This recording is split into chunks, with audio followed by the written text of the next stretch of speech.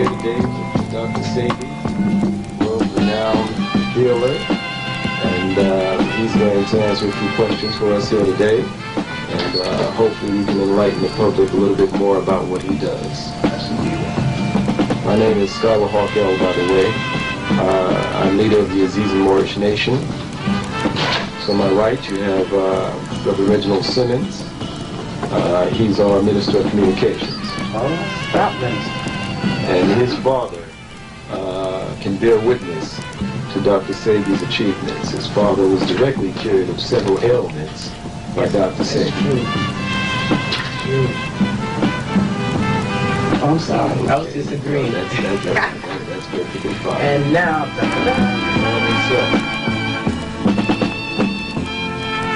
Dr. Sebi, we were talking before the camera started rolling. What is melanin and what is carbon? Tell us about those two minerals, or whatever they are. Melanin is not a mineral. Okay. Melanin is a word that was used to describe a certain biological function. But that particular identification or category or thing, melanin, is a European identification of what they think activates those neurons in our body that makes us black. But when you break down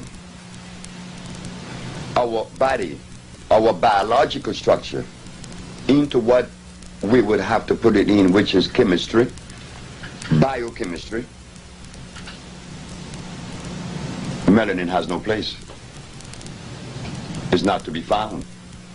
What is found in the body that is attributed to melanin is carbon. Carbon not only determines the quality of life in black folks, carbon determines the quality of life in every living plant that exists that is natural. If carbon is absent, there's no life. Melanin, what is it? I don't know. Why are white people trying to get some? It's a Greek word, melanos. Well, white folks talk about protein. What is protein? They say one of the 19 amino acids, the building blocks of life. But I know for a fact that that is not a true statement.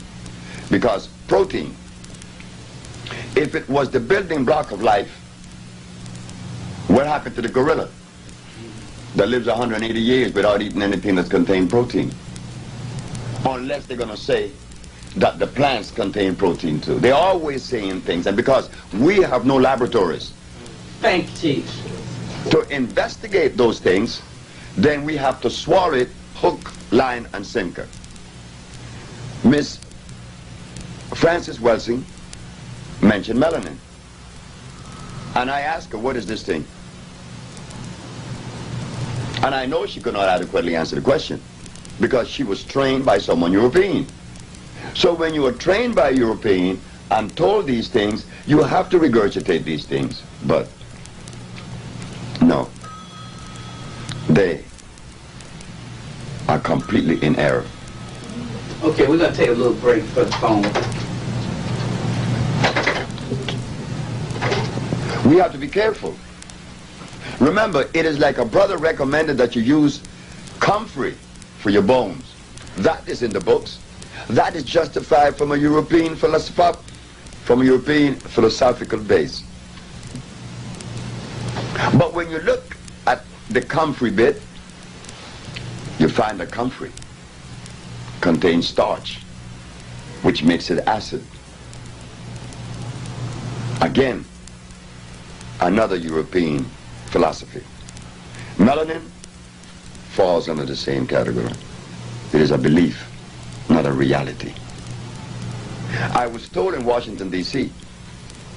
that I was violating one of the most sacred code or law of nutrition when I deprive Achilles trout of protein. So I asked Dr. Steinberg and Dr. Glutt at the Georgetown Pediatric Hospital Did you give her protein 5 times a day? You did. Was she under your care for 2 years? Yes. Now, she did not receive any of those things that you call protein, and she no longer has sickle cell anemia. So where is the validity of this thing we call protein? Is it equity or is it deficit? We don't know. This is why Dr. Sebi, when he embarked on this journey of healing, many was asking me, well, why are you so concerned with the scientific aspect of this thing? I say it is necessary not to heal. To heal, it is necessary to understand the scientific aspect of it. But you must understand the herb that corresponds with the disease that is manifesting.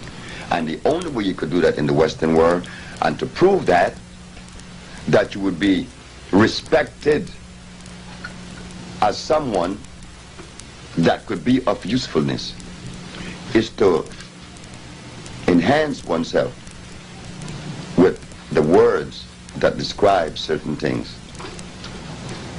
And that is the science of biochemistry. I had to, because my challenges would be from a scientific base. And if I didn't understand science, then I would be lost. And they would gain momentum when they should not. So I decided to go into the scientific understanding of these things we call herbs. And what we found, that there is nothing on the planet that assimilate and could be of usefulness, save that substance is electrical. And the only electric substance on the planet is a natural plant. Not comfrey, golden seal, peppermint, aloe vera, and the rest. They're hybrids. But how many brothers and sisters in America or anywhere in the world qualifies to offer a challenge when we have nothing to test that which we are given for validity? No, I do not subscribe to melanin or to comfrey. So we have to again go back to the drawing board. The Usha research disregard the word melanin. For instance, if melanin determines life, why is it then that when people come to us with nerve problems, with energy problems, we give them the substance known as iron, which is a mineral. Straining that iron with carbon, hydrogen and oxygen. The CHO chain is the chain of life. Carbon, hydrogen, and oxygen. Melanin has no place in that biochemical structure. So I'm very extremely sorry. Okay. Let me ask you a question then. What makes the difference between black and white? What makes the difference between black and white then? Why is it you're colored and there's somebody else who's not colored, of color? Well, again, we could easily explain that position. Carbon is the determining factor for your color.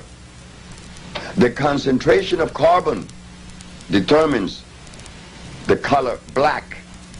The higher the concentration of carbon, the greater the color black would express. Oh, I see. Mm-hmm. It is carbon, nothing else. Excellent. Yes, sir. Dr. Sebi, explain to the people watching this tape the word electricity, and how it pertains to its necessity boundaries within the body structure. Now you see? Now that was the best question that could have been asked. Why? Because if something is of usefulness in my structure, in my biological structure, it must necessarily be electrical.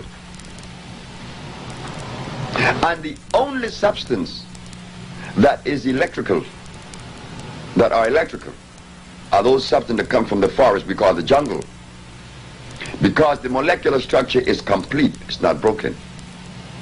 If something is made by Mother Nature, one could easily use the common sense and see where this stuff is natural, is complete. But if something is made in the laboratory, well, naturally, common sense again shows us it could not be of usefulness. Each mineral on the planet, iron has 12,000 electrons per atom, calcium has 9,000, opium has the specific amount, and so it goes through the whole ramification of life. 142 minerals expresses themselves in a different way because that is necessary to maintain continuity, to maintain that individuality of each plant. The bones is calcium, not the blood. The blood is iron. Now we go back to the question of melanin. Wouldn't it be intelligent to ask one of the promoters of melanin, what is the electromagnetic structure of melanin? What is the amount of electrons per atom that represent this thing we call melanin? Why do we ask the question? Because it is necessary. We want to know, is this thing electrical? Yes. Well, if it is electrical, it has to have a definite amount of electrons per atom representing that particular thing. Okay, let me ask you on that same subject. Let's say the generator that gives us electricity here in this city was cut off, and we wanted to get more electricity. What will we do? Will we stick one in the ground, or how would we work? Stick what in the ground? A wire. No. What produces electricity? Electrons. No way. I was an electrician. I am an engineer. I work in what you call steam generating plants. I have a degree, I have a license in what is known as thermodynamics. We are dealing with physics now. The only thing that produces electricity, the only thing that produces electricity is the friction of copper and carbon. That could be seen in your automobile. Take out your generator and see what it has inside. It has a copper wheel and some carbon brushes that touches against it when it turns. Here's an example. This is the copper wheel in the generating plant that produced the electricity in this room. It is spinning at only 90 revolutions per minute, but against this copper wheel there are carbon brushes, and this is what you see. The spinning of the copper wheel against the carbon brush creates a friction. That friction is called resonance. Resonance is electricity, not electrons. Resonance. The resonance produces the electrons, not before. So now, if electricity is produced by copper and carbon, the friction of copper and carbon, then where do we go in the human body and find the organ that produces electricity? We find that it's the brain. The brain is the center of motor. The nervous system is the conduit that carries the electricity to various points of the body to cause motion. Now, should we ask, what is the composition of the brain? No. It is made up of what? Carbon and copper. The pineal gland is carbon, and the cerebral cortex, copper. Does everyone? We not only find that in a human being, we find that in the eel in Brazil that produces electricity to kill his prey. And when you open the eel, all you find is copper and carbon. No melanin. Well, does everybody have a pineal gland? I was told the other day that everybody doesn't have one. Is that true or not? If you had no pineal gland, you would not be alive. You would be in no motion. It's impossible. Every race has pineal glands. Not every race has thymus glands. Oh, that's different. Oh yeah, well tell us about those. The thymus glands. The thymus gland regulates sex. It also maintains energy. The thymus gland also keep you childlike, non-aggressive. But in some races, the thymus gland disappears at age 8. Then one becomes violent in one movement. But now, If the thymus gland disappear in some races at age 8, principally the Caucasian, what helps one to retain the thymus gland within the biology? The presence of what? Carbon. Thank you. He has a question. Right. So, Dr. Sebi, what you're saying is that due to the way a lot of medical people study medicine in this country and around the world, they don't understand the difference between, say, electricity and something that's electric. Well, if we are talking about understanding, what do they understand? Because the question needs to be asked. Remember, the time for common sense has arisen, has arrived. What do they understand? Don't be afraid. We need to ask these questions. What do they understand?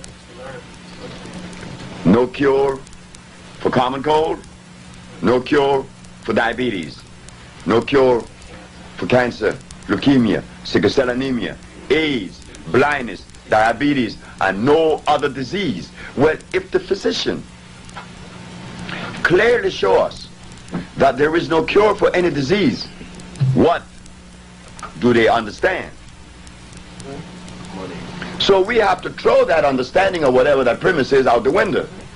Everything that have ever come from the Caucasian, no, from the physician, has to be thrown in the trash because it's of no consequence. What have they done as far as usefulness in reference to pathology? What have they done? What have they reversed? Nothing. So why should a word be authority?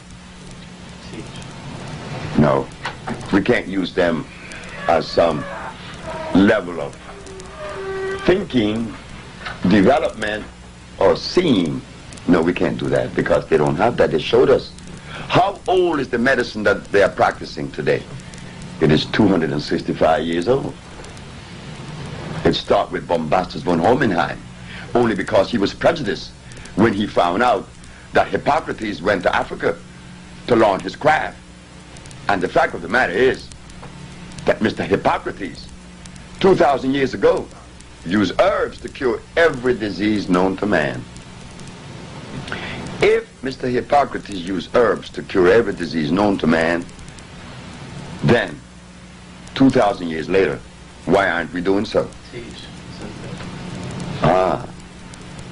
Because the healer has been educated and the substance he used is artificial. And he is totally unaware of that. Why? Because he learned his craft from an armchair position. They call it armchair research, not field research. And that is very, very vitally important to know the herb from a field perspective, from a field position. Why? Because in the year of 1983, I sent Mr. Adisa Akil to St. John Herb Store in Silver Spring, Maryland, and asked him to buy me a pound of bugleweed. Why did I want the bugleweed? Because someone came to me with a very bad heart problem.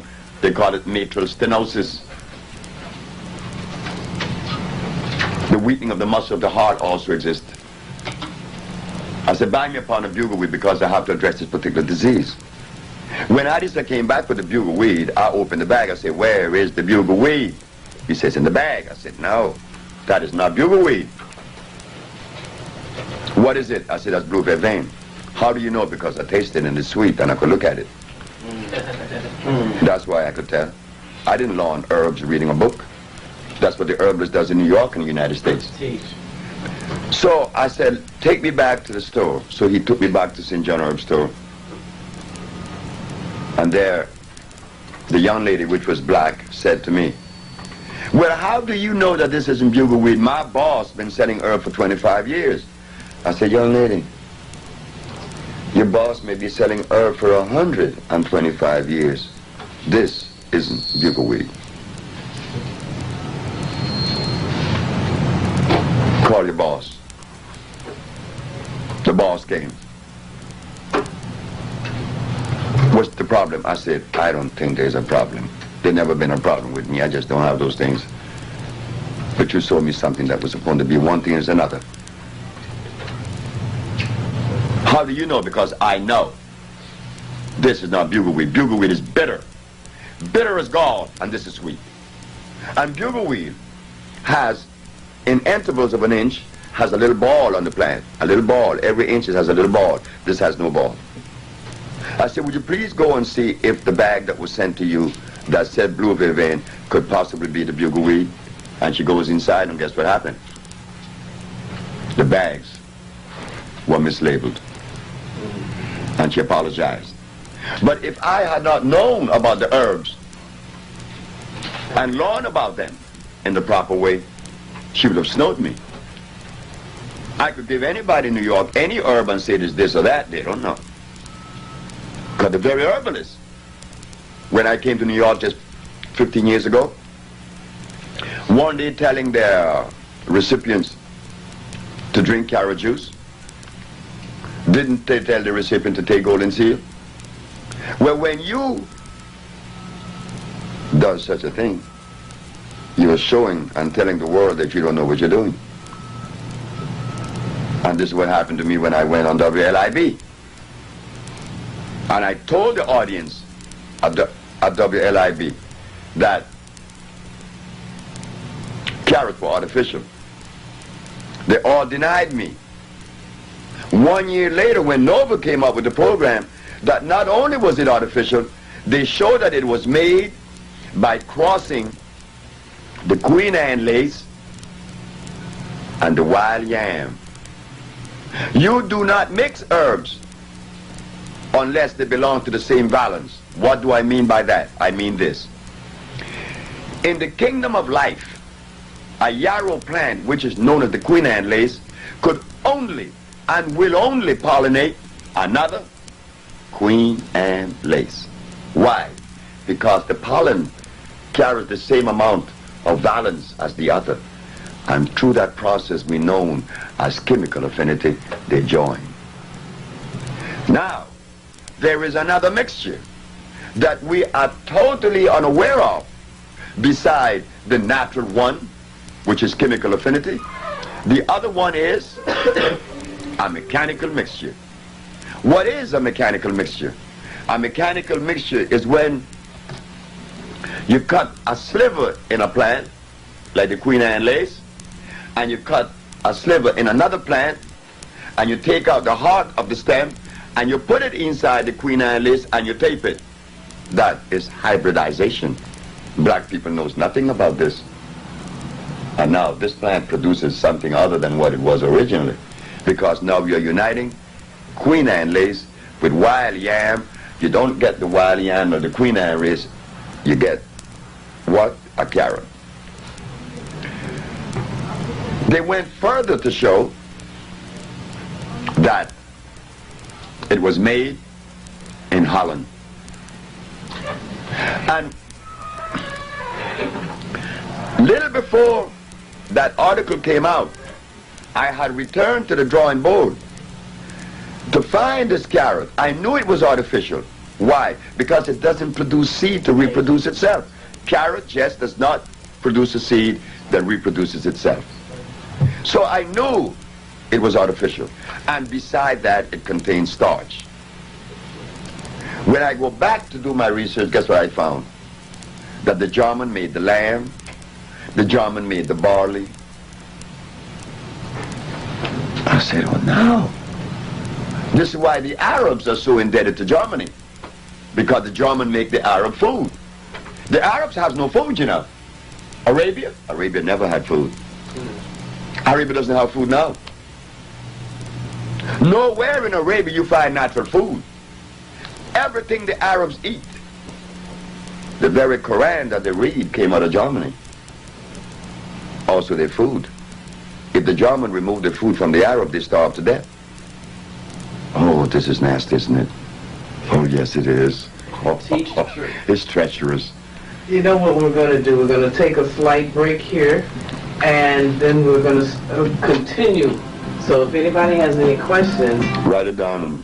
Get it ready, because we got about hit bait. up in the desert. Because there's nothing, what can they go? What? Go what? They never had anything natural in Arabia. You are He continues on. And what was that last point that you were making? Or does anybody know? Or is there a question?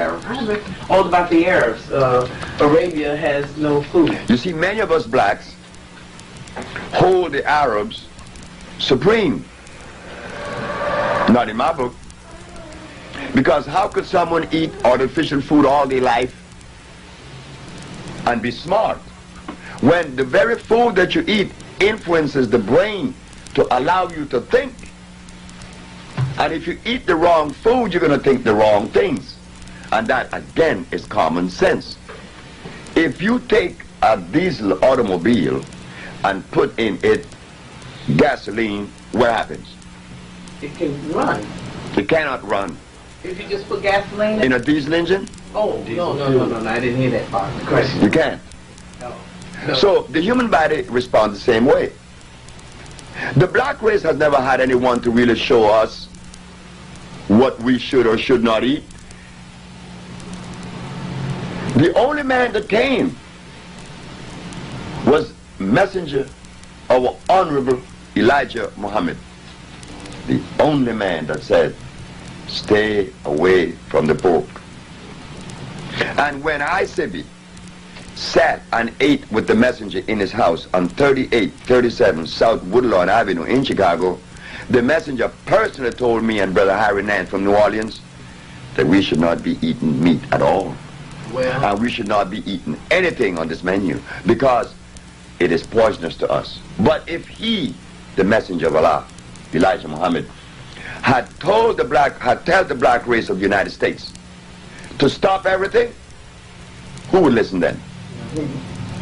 So he had to he couldn't cold turkey us. He was very intelligent. He removed the pork. And just by removing the pork and many other little things, they rebelled and they said they wasn't going to join because they had to eat their pork.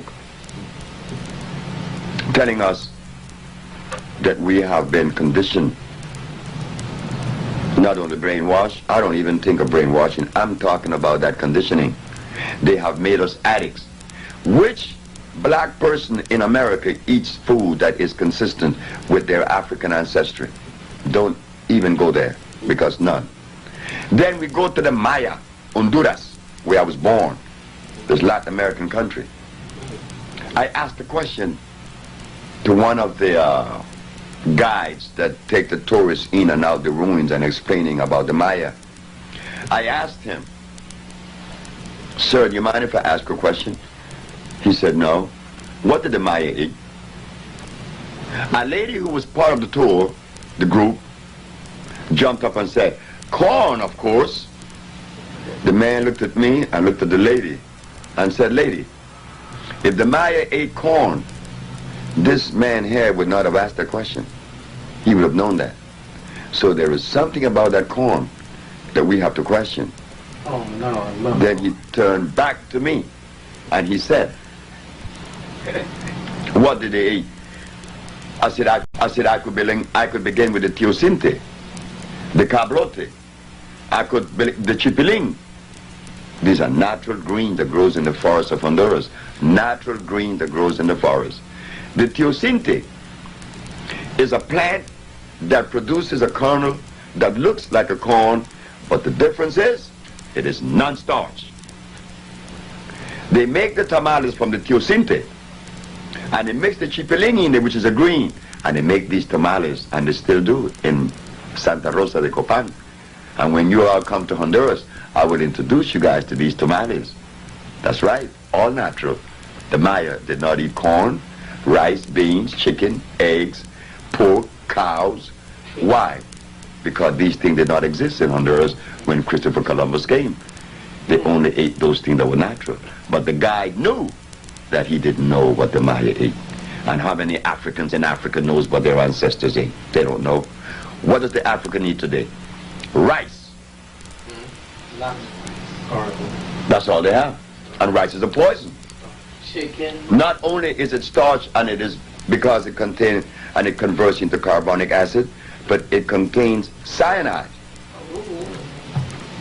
Well, how is it those little, I'm going to say something wrong here. The Chinese people, like Chinese, Japanese, them people, how they eat it every day? But what about that? Because they eat it every day.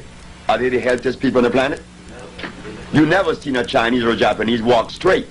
His spine just cannot hold up straight. He always walk with a drop in his spine. He just can't do it.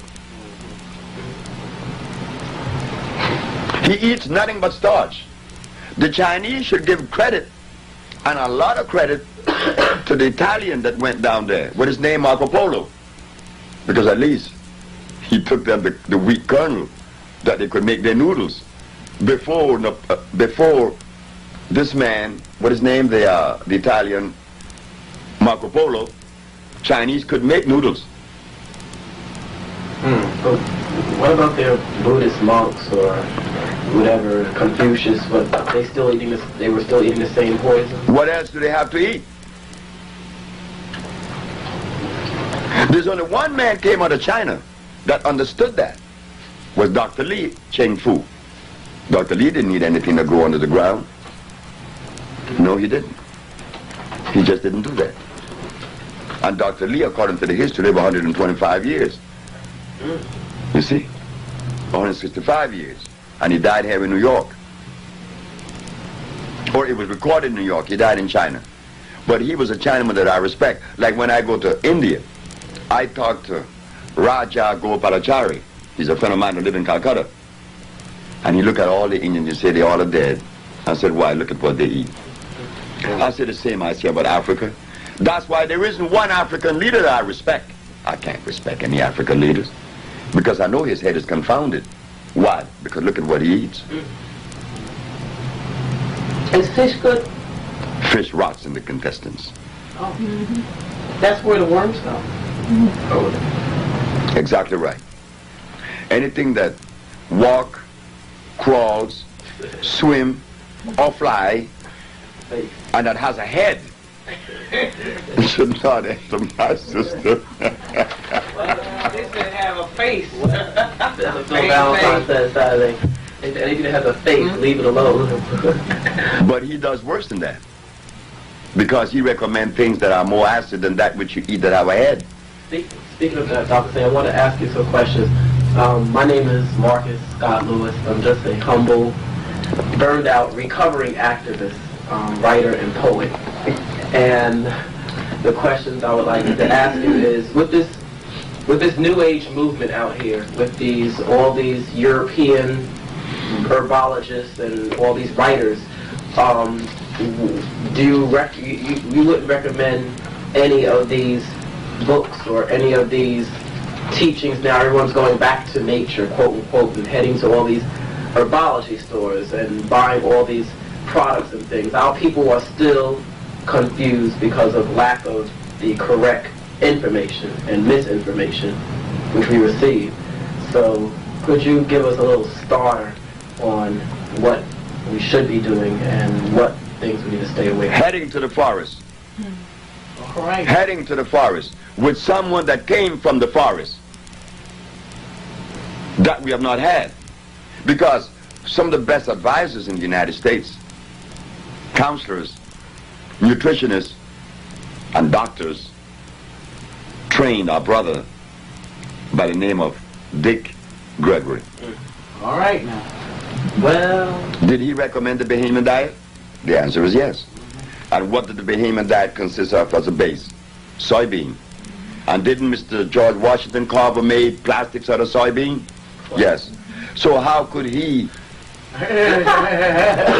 give us the Bahamian diet that is soybean based in the name of nutrition?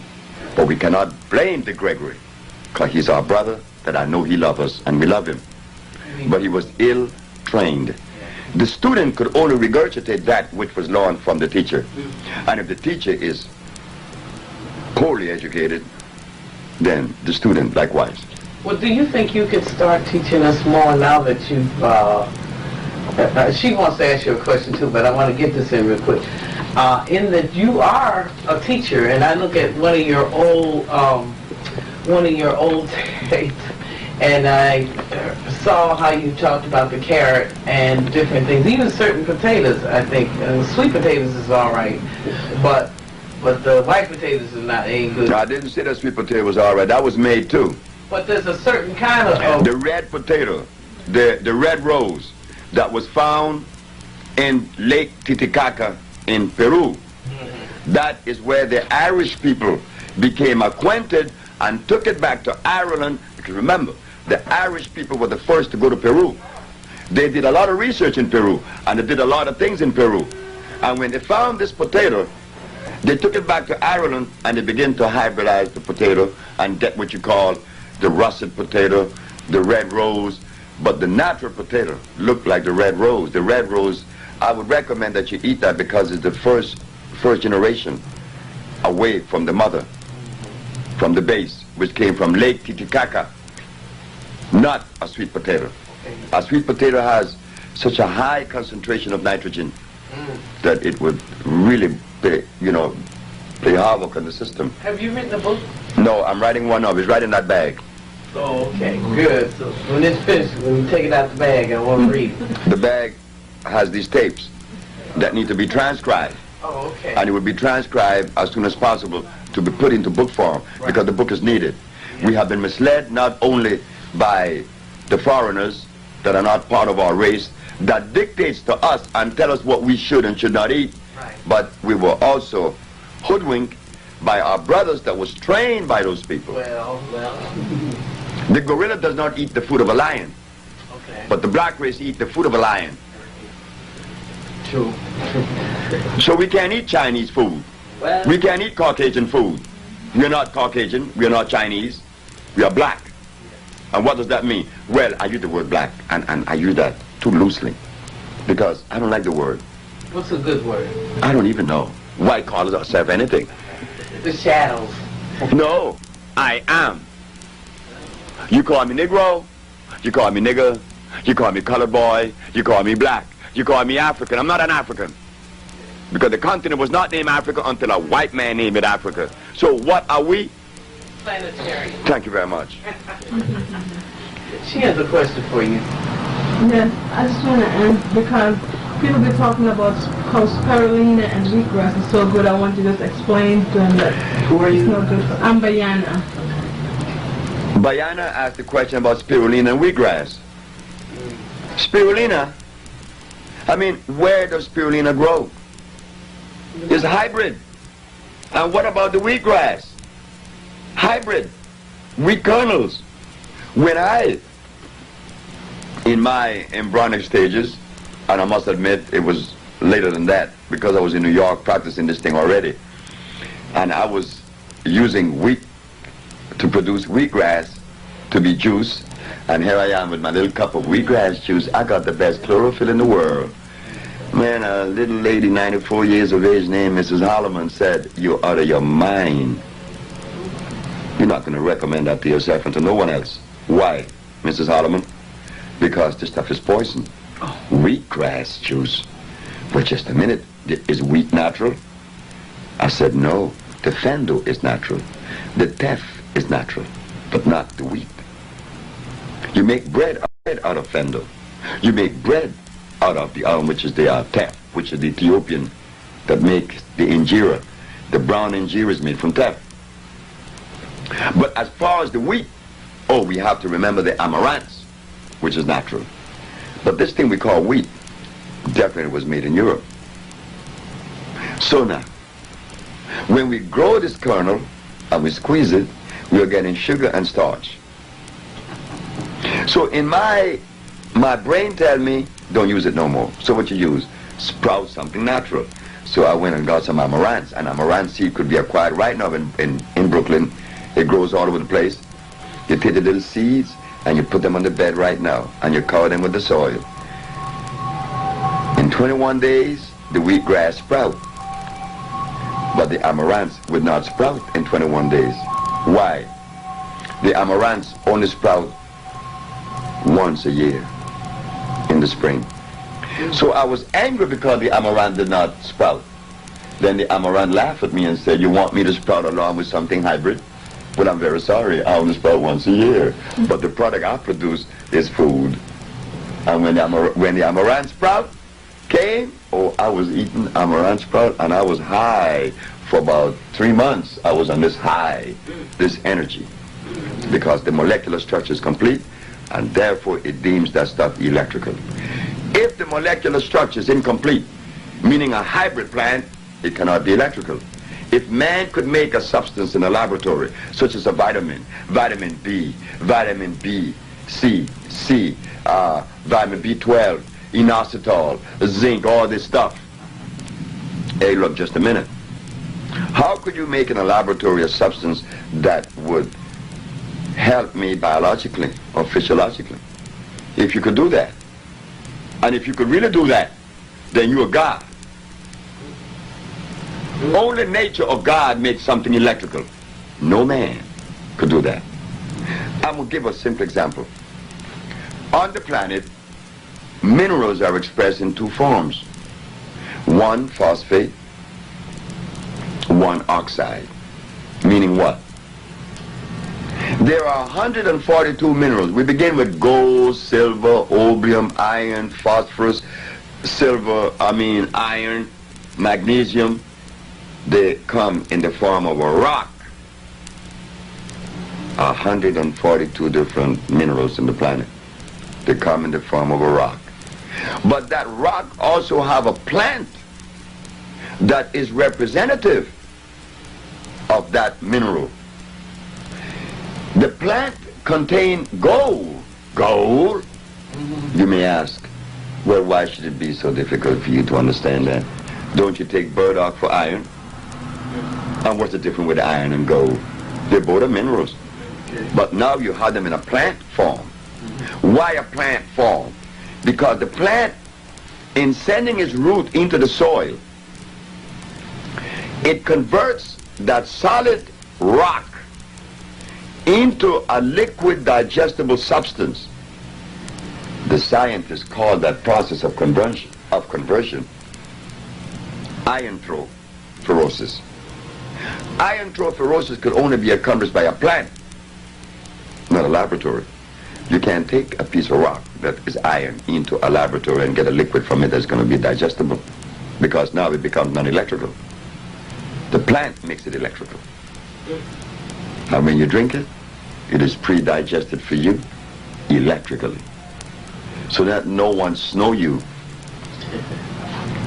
The minerals that the body needs cannot be found in any health food store. No vitamin C, vitamin B, vitamin A. The body is not made up of any alphabetical order. It is made up of minerals. And when those minerals have been depleted by the presence of disease, a disease ensues. So you have to replace them in a natural form, in the form of a rock or a plant.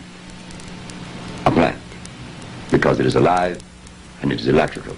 Why does it have to be electrical? Because the body is electrical. How could you feed an electric body dead food? You just can't do that. That's not consistency. Yes, sir. Yes, Dr. Sebi. So basically, when a person goes to a hospital and they're given so-called treatments, now basically we know when somebody is treated for something that has nothing to do with being cured. And when you have something like the American Cancer Society, they mention nothing about curing people. They're just a cancer society, which is they study some more, get some more money and keep studying, but never really finding a cure, when the cure basically is something that's natural in the ground, where the person can heal itself, the body can heal itself eventually. But yet what they do is they propagandize a natural disease and made a big multi-billion-dollar industry. Of course, and they're right 100%.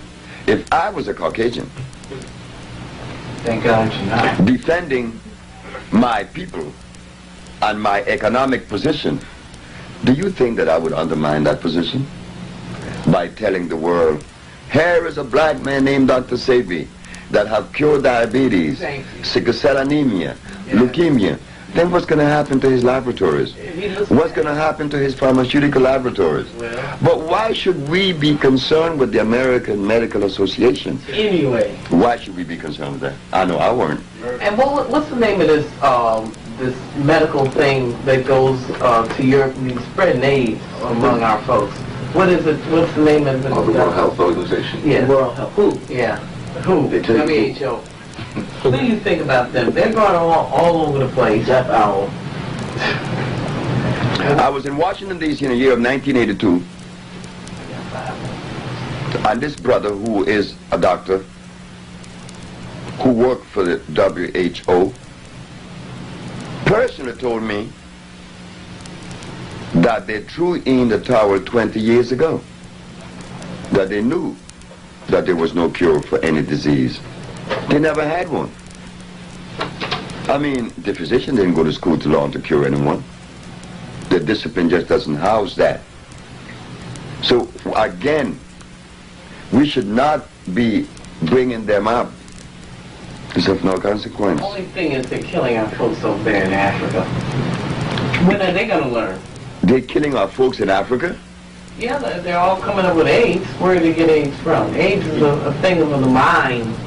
Not real. It's memorized. But the African need to be killed. Oh, well. I mean, coming from Dr. Sebi to say that his family need to be killed. I know what you're saying. But that's a fact. The African have turned their back on their mother. In fact, the African has never regarded a black woman as being equal to a male. So when you abandon your position, you need to pay the dire consequences. When you abandon your mother, and I'm not talking only saying about the biological mother, I'm talking about that greater mother, Africa. They changed Africa. They made an exchange for Europe in Africa. They deserve to die. Everyone that dies deserves to die, or else you would not be dying. I think you're right. Oh, I know I'm right. They wouldn't be dying now. That's true. Because what is it about the 144,000 that will go and lead and whatever they're going to do? So you got to have somebody that got some sense. And it's not there. That's why I said that I would prefer to take a shoeshine boy from New York and put him in the presidency in Africa, in any country, and he would do a better job than those that are there now. Because common sense just step out the window. The African doesn't eat anything that came from their ancestors. What do they eat? They eat rice. Eat potatoes too, don't they? Carrots? Sweet potato. No, they eat the white potatoes. Those that come here that I've seen, they eat the white potato in with the rice, and they eat the carrots. Have you ever tried to put a salad bowl beside an African before you eat and see if they're going to eat the salad? Oh, he's not going to eat that. You can put a bush rat on some rice. We got room for one more question on this segment, and then we're going to continue. Yes, one last question, and I think it's very pertinent here. It seems to be the greatest thing that seems to be plaguing us at this moment, and that's AIDS, of course. Everyone knows someone who has it. I know someone who has it. And pretty much I'd like to get a roundabout viewpoint on what you feel about that. Yeah. Well, this book that you raised, if you notice carefully, AIDS. The good news is HIV doesn't cause it. Well, get to it. And under here it says Peter Duesberg. This man was the only man that made a... This man was the only man that made a statement that was in my favor when I was going through my litigation. This man's a white man. Peter Duesberg said that AIDS was not the result of a virus, and he agreed with me. I've yet to have a brother, physician, or otherwise, that openly agreed with me. Peter Duesberg did. So, this man was taken, well, he was at the University of Berkeley, California. Duesberg, microbiology, biologist. They removed his grants and kick him out, but that was okay. Now they have an organization known as HEAL, and he's heading that. It's all over the world now. In fact, someone wants me to get in touch with them because they're looking for me. But this man was right. AIDS was long coming. This man, another doctor by the name of, he was a protege of this man, Mr. Doucheboy. What's the name of the other one? Dr. Gallo? No, the other one, Dr. I can't call his name. And I could see him. He said that when they went to Africa and inoculated the Africans with the smallpox vaccine, that it was the beginning of AIDS. Smallpox and polio both, but smallpox was the reason. Strecker, Dr. Strecker. And we're going to, on that note, we're going to be right back to at the next segment. You'll see it next week, okay? Hold tight now. With De Gregory, Dr. Love, and Dr.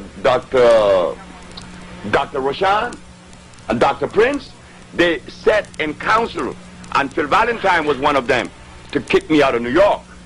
Our brother that cured AIDS, you want him kicked out of New York? Well, Phil Valentine did that. Phil Valentine and all of them turned against me. Which one of them? If they were really for the interest of black folks, and there's a brother among us, say for instance, 10 of us set out to do research, and 9 failed. The brother over here, Mr. Simmons, Oh, yeah, let's talk. found the cure for AIDS. What us 9 should do? Listen, what you have to Come to you. Because you did the research and found it. Phil Valentine, Dr. Love, Kanye, Dr. Prince, all of them said, good luck. I said, thank you very much. what about Dr. Barbara Justice? She don't like me. At all. And she is right. She should not like me. And I hope that she see this tape. Because Dr. Sebi loved the idea that Barbara Justice doesn't like him. Yeah. She have to live with that hate herself. And I hope that the hate does not last too long.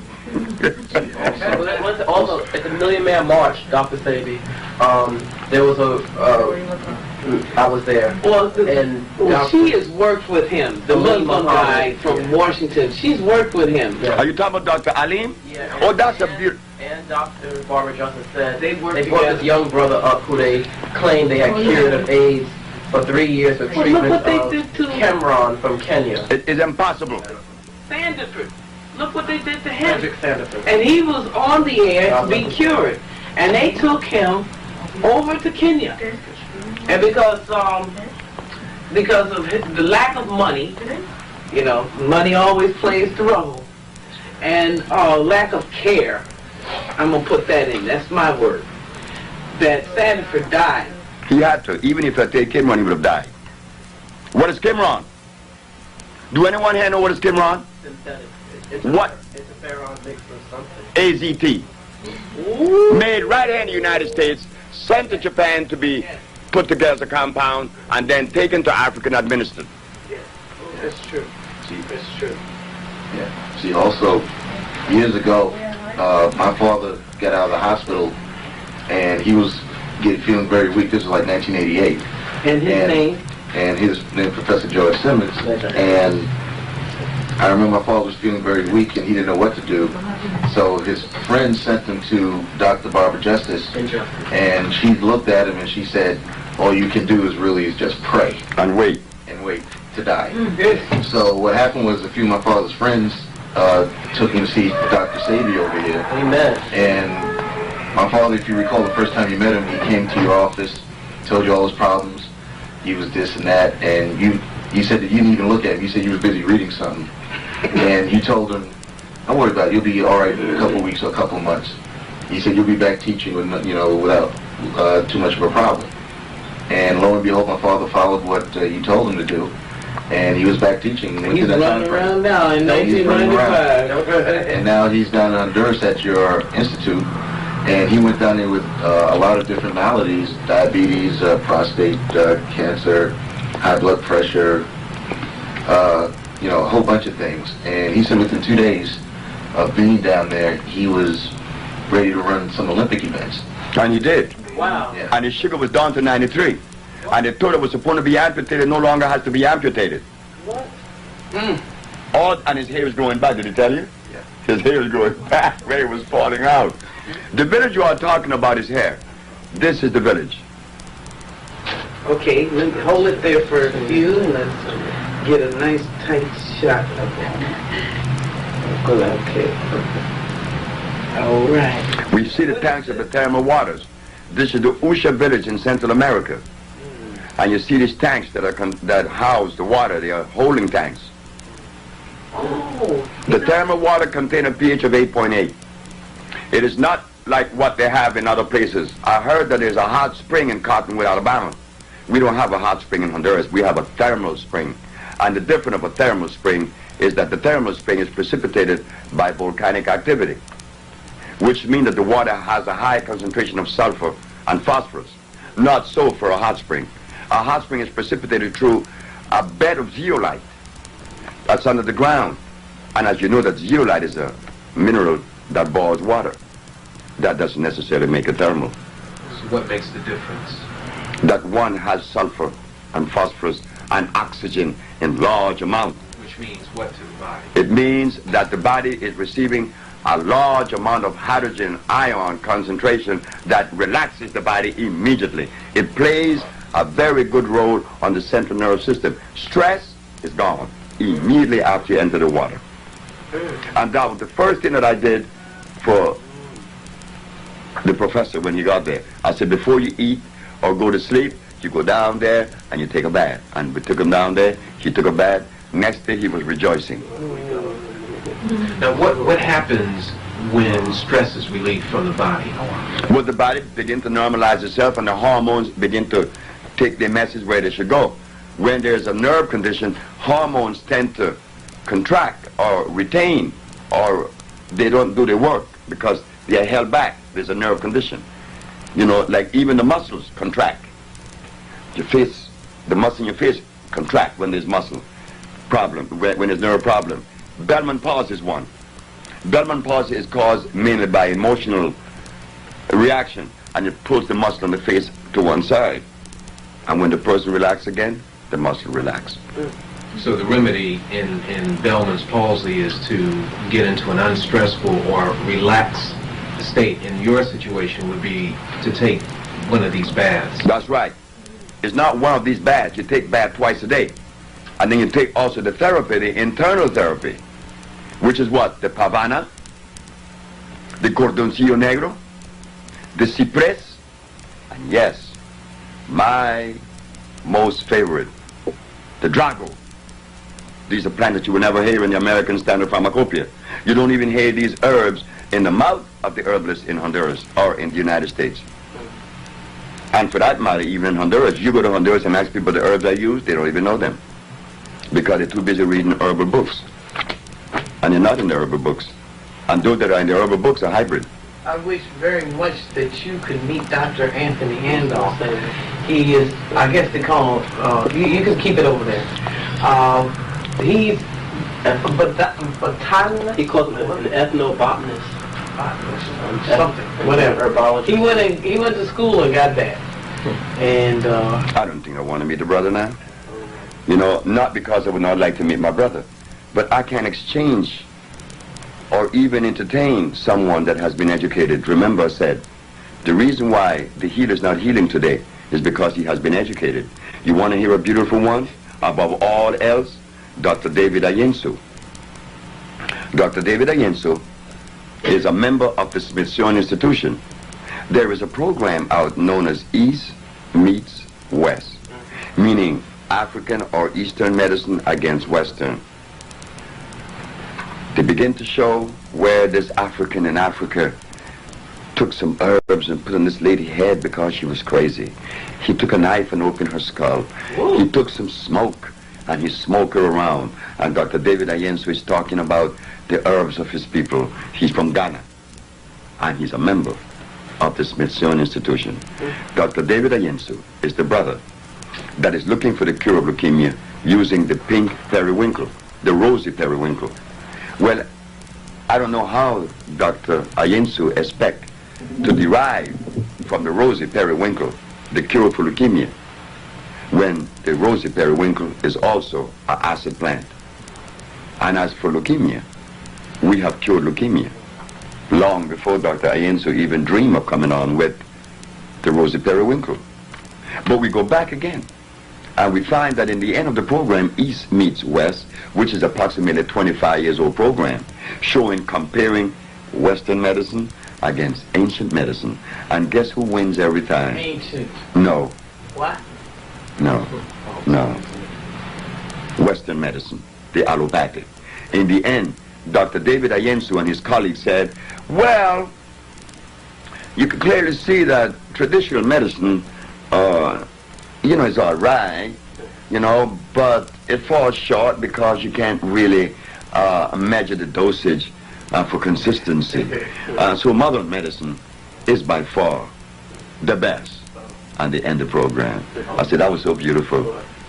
But I knew that the day would come in which the philosophy that Dr. David Ayensu is supporting and the African biomineral balance would come face to face one day.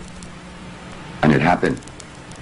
Dr. David Ayensu called me and said, I've heard about your works on leukemia, but we are looking for the cure of leukemia with the rosy periwinkle. I said, Dr. David Ayensu, we already cured leukemia, so you could just squash that. Just go to something else. But that's 12 years ago that I told him that. 12 years ago, Black America, and still now, does not show the interest into our health and healing the way we should. All of the healers in New York, and I could call their names, they all read books. If I take Dr. Phil Valentine and Dr. Love and Dr. this, that into the forest, they would know a natural herb from an artificial one. But we can't blame the brothers. No. They was ill prepared because they were prepared by Caucasians. Well, On the subject of you're not wanting to meet up with a particular individual, this is for clarification. Yes. It's not that you don't want to meet them, but based on your experience of dealing with individuals who come with certain credentials and paper from the establishment or the system schools, that you know that there's a great difficulty in a back and forth and a sharing. Your response? My response is this. We are told that the brother that the sister want me to meet is an ethnobotanist.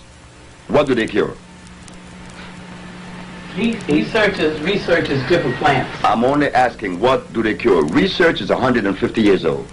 We could research and research and research and research and research. We want to cure. We don't want to research and just research. What does he cure? Well, he has different plants. He tells you that you can take that will cure. No, hold it. How does he know that? What does he cure? He said he's been taught. He's from Africa, and he was taught by his father, grandfather, so forth. And he says he only uses plants that are from the homeland. You mind if I ask the question again? It's all over the world. What does he cure? Any disease. He cure AIDS? I'm sure he does. Well, that's good. If you cure AIDS. I'm the only individual to have diagnostic sheets showing from 5 different laboratories around the world that they have been cured of AIDS. I don't say it. I got diagnostic sheets. And that's important. Who else have those diagnostic sheets? Thank you. So I can't lend myself to someone that says that it does. Where's your proof? Speaking of that, Dr. Sebi, from being an activist, one of the things I ventured into was AIDS activism. And 5 years ago, I used to go to a few ACT UP meetings, and of course that was sponsored by Burroughs Wellcome and the European Allopathic Medical Establishment. And then later on, an organization started called HEAL. You may have heard of the Human Education AIDS Liaison, which people like Dr. Strecker and others, Peter Duisberg, supported that group. And HEAL, of course, I'm sure if they could find you, because many of us thought when you left us in New York City, we just felt so abandoned. why can black people find me instead of heal? Alone, that's right. And That's more important to me than heal. But black people are not interested in their health right now. No. But Latin Americans are interested in it because right now we have a cadre of people who have taken to the forests of Brazil, Peru, Chile, Honduras, Guatemala, Salvador, who's right now doing research in the forest. None of them are Americans, and none of them are blacks. Why? We talk, and we talk, and we talk, and we research, and we research, and we research, and we spend all of our life researching, and disease is running rampant. And not only that, every minute in our communities right now, we don't need to go with the sorrowful story. Well, you have to start someplace. You do have to begin in research. That's a sorrowful position. Well, we have black. That's a very sorrowful position. Do something if you don't know. You got to start somewhere. How long is research? My research took me 2 years, and we cure sickle cell anemia, we cure AIDS, and we cure blindness. 2 years of research. But these other men have 25 years under their belt, and what do they cure? You're absolutely right on that. But what I was saying is you had to start in research in the beginning. But in the beginning, it wasn't 2 even, years. I call it research, because my grandmother was the one that did it. See, my grandmother was a healer, and she didn't go to school. So what kind of research she could have done? Brother Sebi, research can be likened to running a relay race. Oh, yes. Somebody else has covered the ground, and you know about it. Then you pick up the race from where they are. But if the race started off heading in the wrong direction, you lose. Because the finish line is receding faster than you can run. We heard that. What happens is that you continue to pass the baton on, but there's no finish line. Right.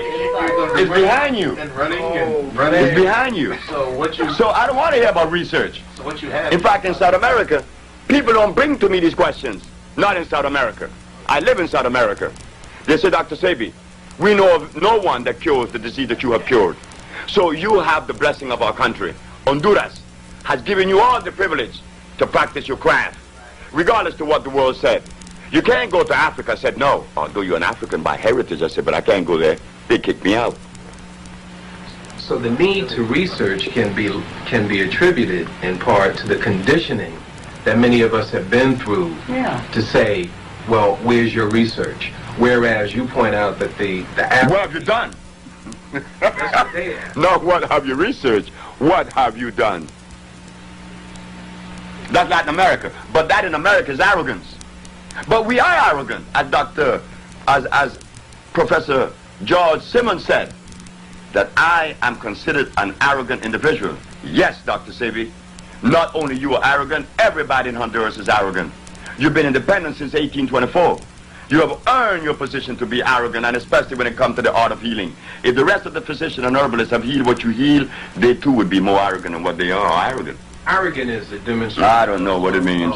Of being self-confident. We don't see that. That's okay. It doesn't matter. But I'm saying we don't see that among our people, so that when we do see it among our people, people of color, even people of color will react, that person is arrogant. Because they're conditioned too. That's what I'm saying. Yeah. But I want to get to some basic ailments real quick. I'm Brother Leroy, and some basic ailments I want to deal with are those that some of our average people are being confronted with right now. Young brothers are beginning to show up with kidney ailments, right here in the city.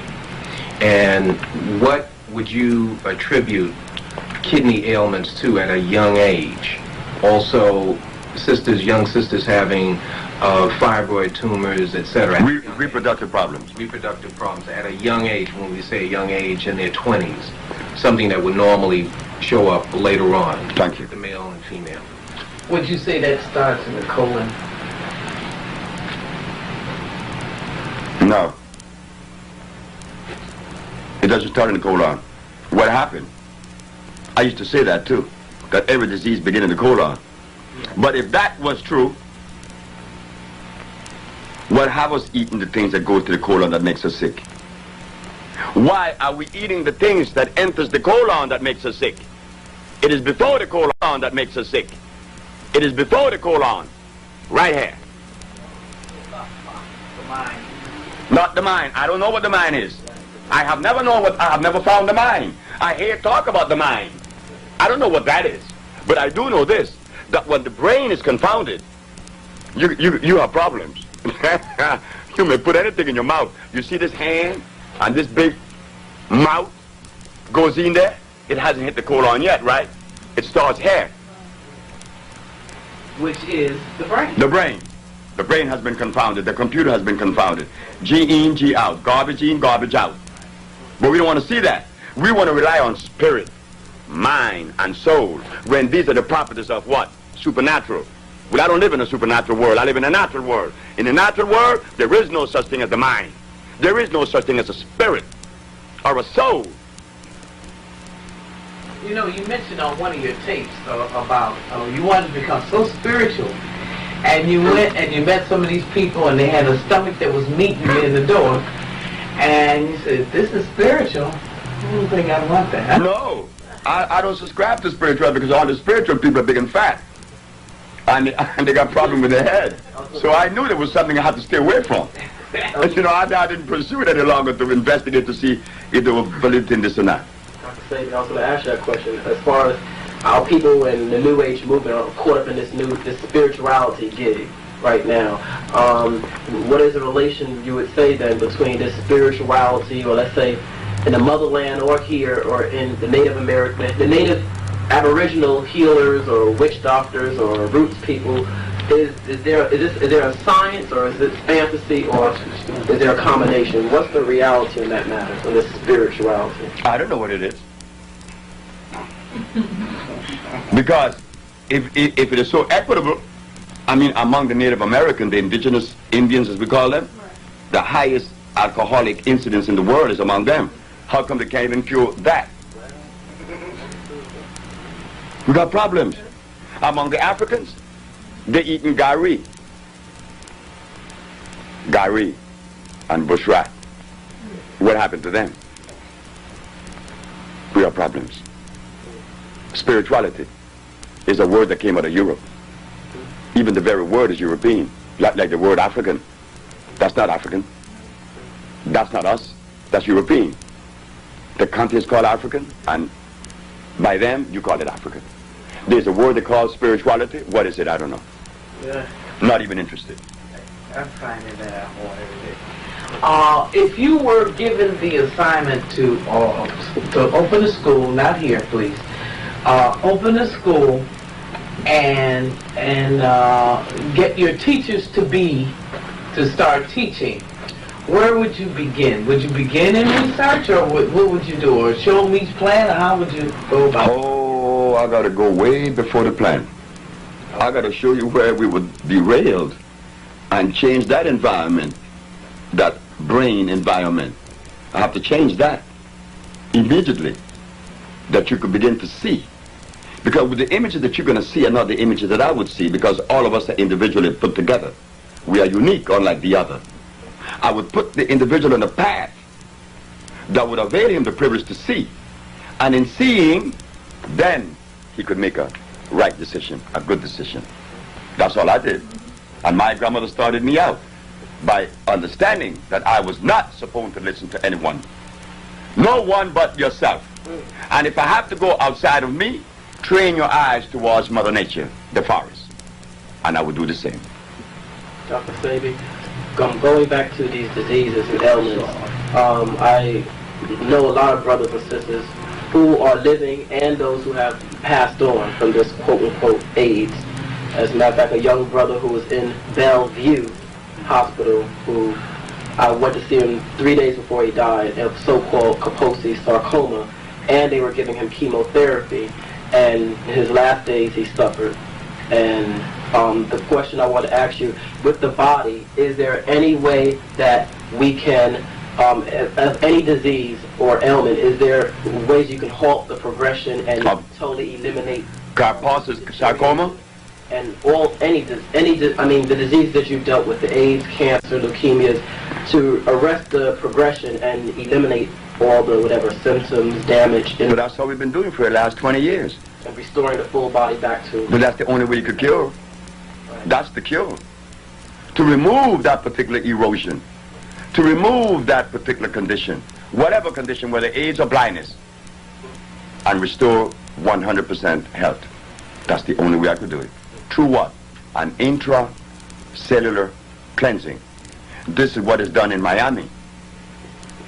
We put together our compound based on an electric system. Where do you go in America or in New York and find electric food in a bottle? Where do you go?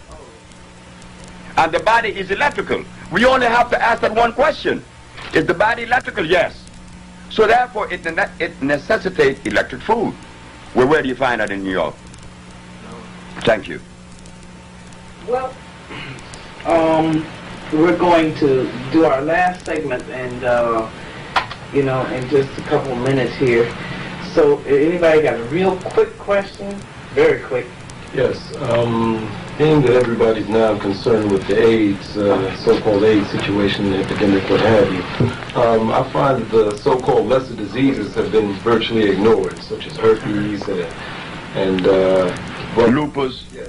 sickle cell anemia, diabetes.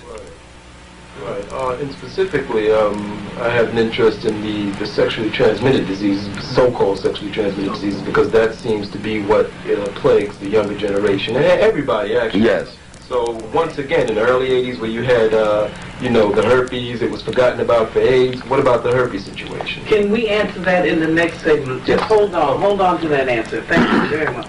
Okay. Okay, good. Everybody's forgotten about the, one thing. It's a matter of media. Go ahead. The answer to that. It was asked about the sexually transmitted diseases. Those that are lesser are considered lesser, but they are not lesser. There's only one disease. There's never been two diseases in the world. There's only been one disease, the compromising of the mucous membrane. And the mucous membrane of the African has been compromised 400 years now. What has the African ate since he left Africa that is really equitable to his system? What? And he has not eaten anything. So therefore, the biological structure has been weakened over a period of 400 years.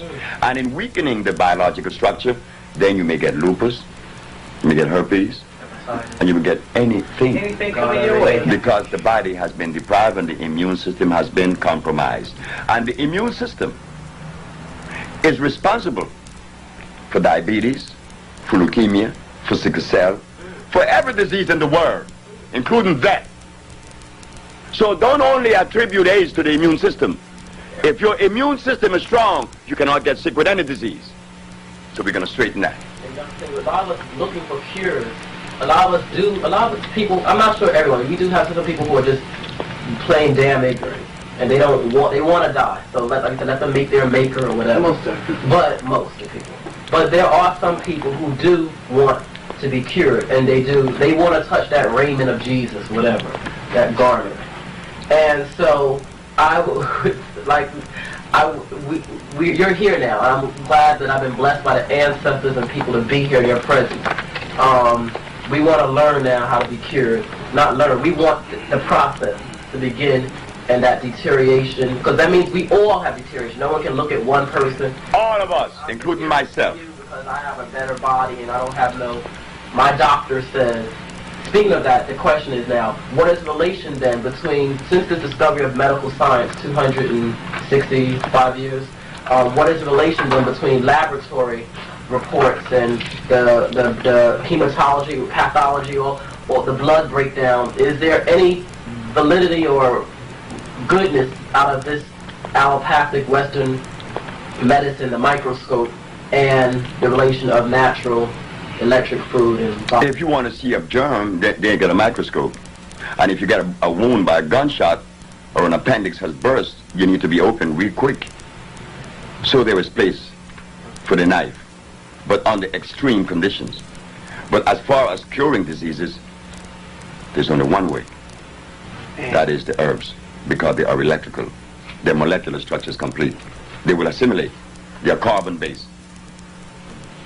That's why in Egypt you see we had scalpels and knives, but what was the food of Egypt, of the Kemetic civilization? Kemetic? Those people were hybrid, isn't it? Don't get angry. Be for real, stand up. Be for real. They were hybrids. That's why be for real, stand up. Be for real. They were hybrids. That's why Cleopatra had to go all the way to Italy to find a man. She couldn't marry some black man. She could not do that because she wasn't black. She was a mixture of Persian, Greeks, and black. That's a hybrid person. So the Egyptian ate hybrid food. Didn't they eat ducks? Weren't they the one that really started to make up garlic? What could Egypt eat? And didn't Imhotep I, one of the first physicians that was given the credit as being, and attributed to as being, the first doctor, did he open the human body? Yes, he did. He opened the human body. If the human body was supposed to be open, it would have a zip on it. Thank you. Amen. Go right there. Yeah, okay, Dr. Sebi, you're down in Florida. Is that telephone number 315 Yes. 252-1800? Yes, ma'am. That, Okay, I'm sorry. that is the number in Miami where we have just recently moved from Puerto Rico. Our laboratory, our factory's there. Okay, and now what's this number in Brooklyn? That's 718-722-9386. Yes, that's the sister. Yes, that's another number they could get in contact with. Oh, okay, thing that they need. Now Reggie would like to ask you a question. There's another medical issue that I'd like to bring up that's a big concern in this country, and that's paralysis. Excuse me. Now, how is the process of curing somebody with paralysis go, as far as you're concerned? The African Biomineral Balance has addressed to that many years ago, many times. El Salvador, my friend, Mr. Irvin Sanders, father-in-law, was in a wheelchair for 18 years. He's walking. Zadia Ife from New York, from University of what university up in upstate New York? Everyone knows about it. Buffalo? No, not Syracuse. The other one. Buffalo. Harvard? No, another one. But Albany. Cornell. She's a Cornell, and she came to us, and she was in a wheelchair for 18 years. She's walking now. And many more. Paralysis is what? When the central nervous system has allowed the muscles to contract, or that the nervous system is not sending enough electricity to make them move. So what do? We perform the intracellular cleansing and applying the African Biomineral Balance to regenerate the body with electricity. And that could only be done the African way. Well, I wanted to ask you too. I'm having, I was 20/20 eyes, but now I don't see as well. I had to get my glasses sometimes just to see the whole thing. Yeah, I get you clear this way. So, but I don't want to wear these. I want to cure that, get it back to where it was. What do I do here? Well, I had an experience in Chicago with my own eyes. I don't have any problem with my eyes, but I talk. I could read. I could see clear. But then one day, I decided to do urine therapy. All right. I used my compounds. For 20 days, I fasted a month. I fasted for 29 days, nearly a month. And after my urine was as clear as water, I decided to drink it. I was drinking it twice a day, along with a gallon of water. At the end of 4 days, I was completely blind. Completely blind. I was blind on that Thursday, Friday, Saturday, Sunday, Monday. I began to see on Tuesday. I bought some blinders. I told my daughter, I said, go buy me some blinders, please, quick, because the sun is affecting my eyes. It's hurting me. She said, okay. She went and she got the blinders and I put it on my eyes. Oh, and I was happy. Oh, I was in blind. I was in darkness for 5 days. At the ending of the 50, on the 6th day, I was in Chicago. I was on Stony Island, where we had the center. When I took the blinders off, I could read the finest letter across the street. So why was I blind? Because it was breaking down all of that inflammation coming down. As it crossed the eyes, I had to go blind. You see? Oh, I see, yeah. So what you need is a total fast for a while, and then urine therapy. And then you continue on the diet, and your eyes going to come back immediately. Clear. Could that happen to Dr. Clark, too? Because, Dr. Clark? Well, not too late for him. It's not too late for anyone. But how much indebted is Dr. Clark to the Caucasian or to his mother, fathers? Dr. Clark is a beautiful brother. And Dr. Clark need help. And Dr. Clark came to me. I said, Dr. Clark, you can't eat these things. And I love Dr. Clark. All of us do. Who doesn't? But Dr. Clark can't stop eating those things. So Dr. Clark is like the brother by the name of Chancellor Williams. I went to see the brother. They told me he passed on. Yes, that's right. I went to see Dr. Chancellor Williams. I said, my daughter is dying to meet you because you wrote the book, Destruction of Black Civilization. Well, in my house, my children doesn't read books. None of them, including myself. I don't read books. I just don't. Never have and never will. But that doesn't mean that books are bad. All right? But my daughter has read your book. And she's happy to know that you live. And she's happy to know that we are here today to help you because you're going blind. Dr. Chancellor Williams told me that it was okay, that Dr. Cohen told him it was okay. He believed more in the Caucasian than he believed in his brother. So we just went home. So I don't know at what level. I have 1 minute more here because I have to be lecturing at 3 o'clock and I have to check out of the hotel. Question, Dr. Sebi. We know how bad the food is out here. What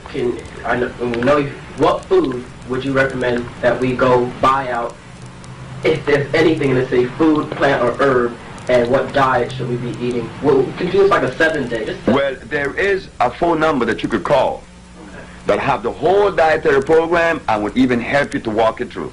The phone number is 718-629-5587. And you will get in touch with Betsy or Elizabeth Volant. She got all of the steps that you would take and the product that you would buy. Because when you walk in a supermarket, everything in there is artificial. So we have to select from that artificial world the least of the damaging foods. Can you repeat that number again, please? The phone number is 718-629-5587. And ask for... Elizabeth Volant. We have just a few more minutes on here. So Okay. if you want to we stop or add something in here, whatever you... So talk about sickle cell, since a lot of folks have sickle cell. Sickle cell anemia. Yeah. And Sickle cell anemia. What's happening in the body and what your tonics do? When I'm asked about sickle cell anemia, my brain goes to one country, and that country is Ivory Coast.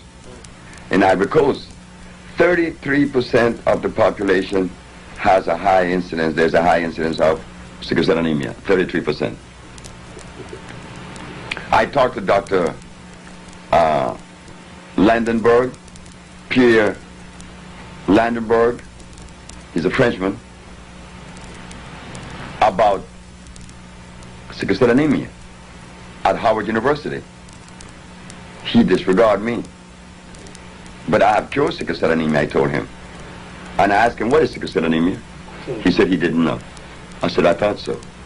I said, because sickle cell anemia is when the blood plasma has broken down into a sickle. Broken down by what?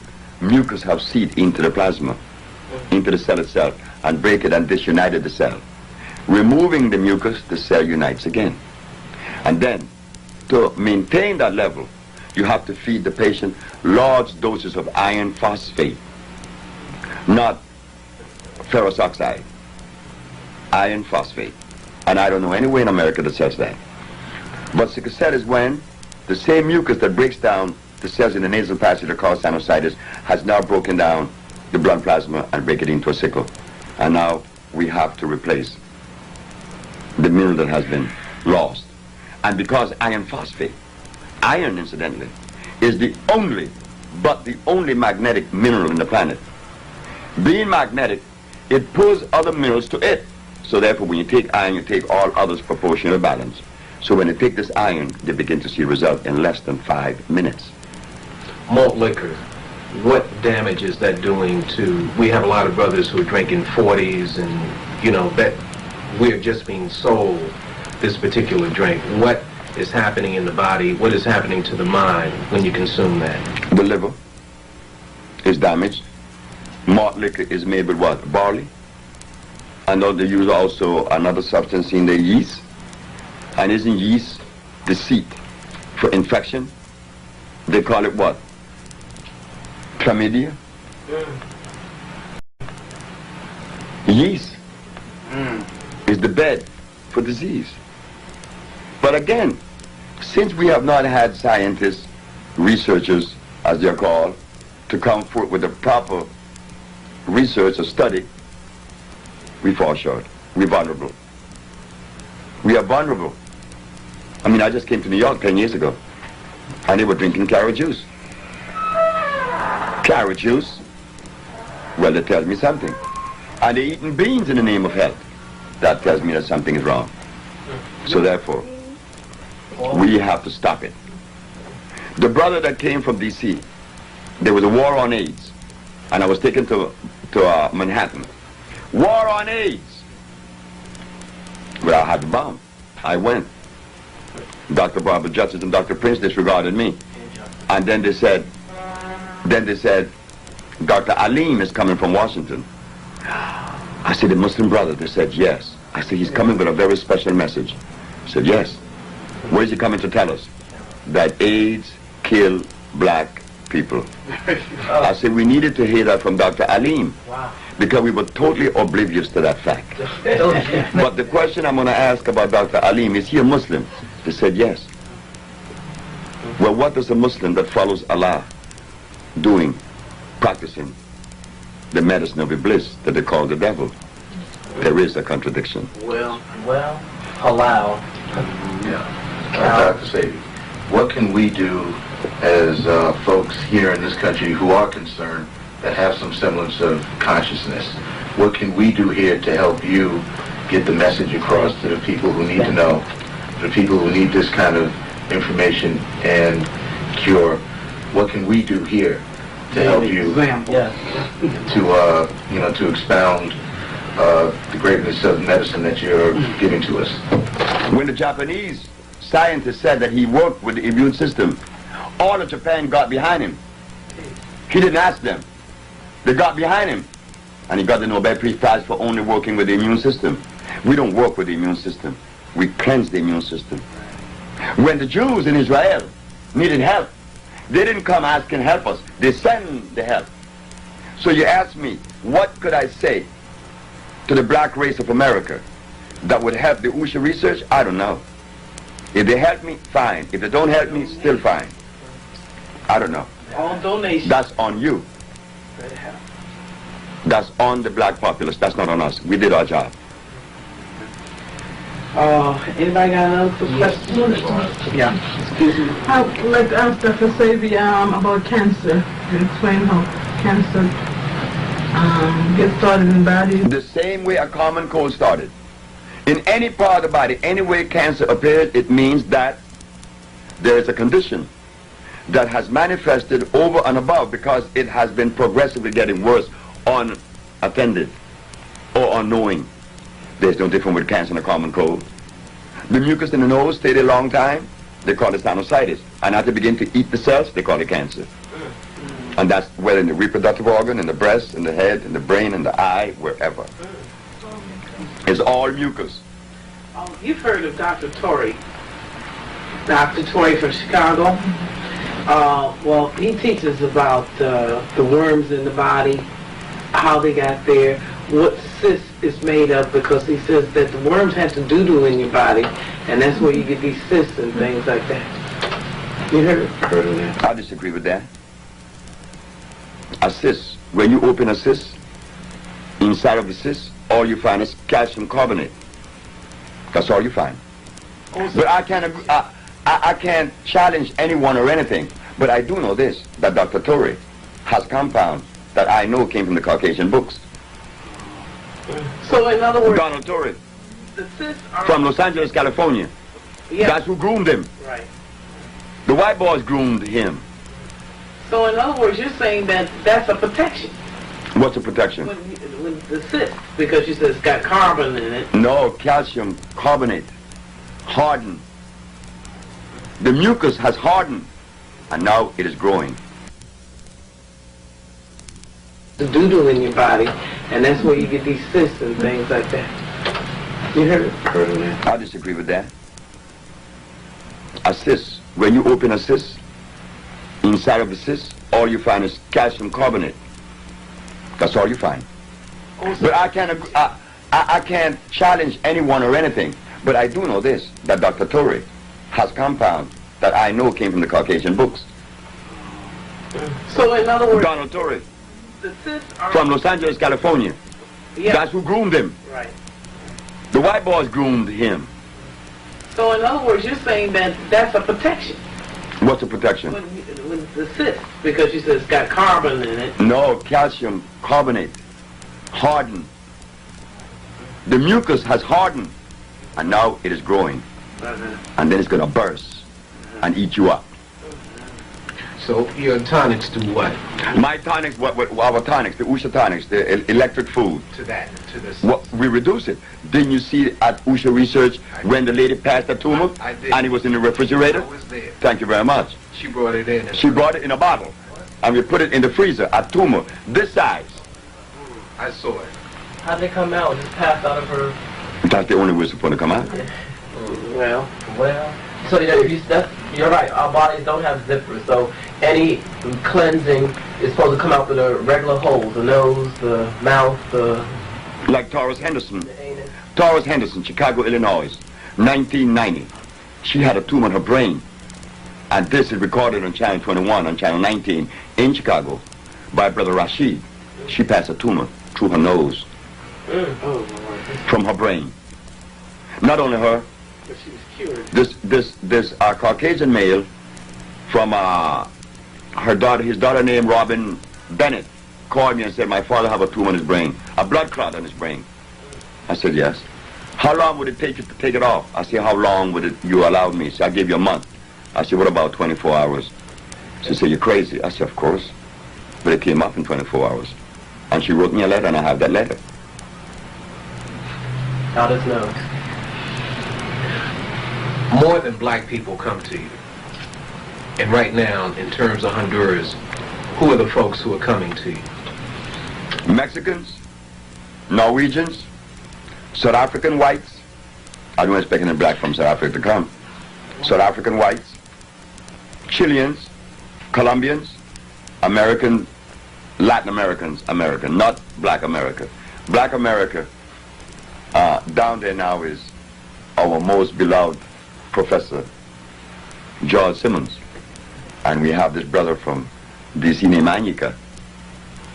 But the general population of Osha are Latinos and Europeans. I would like to come down to the country and do a research, or because we're called African Information Communications, and anything that concerns our people, no matter what it is, and health should be very important. So I'd like to come down and see you in your environment, so to speak. Gladys Rodriguez did. Who? Gladys Rodriguez. Gladys Rodriguez is a Latin American from Santo Domingo. Okay. This woman saw me on Univision, which is the Latin American International Network. Isn't that something? The Latinos put me in the international network. Gladys saw it, and the very next day she went down to Honduras. In fact, she had the counsel from Honduras in trouble, had him fired, because he was giving her a hard time. She went down to Honduras, got her compound, came back, and saw what Ush is about. She was in the village. No question asked. That's Latino.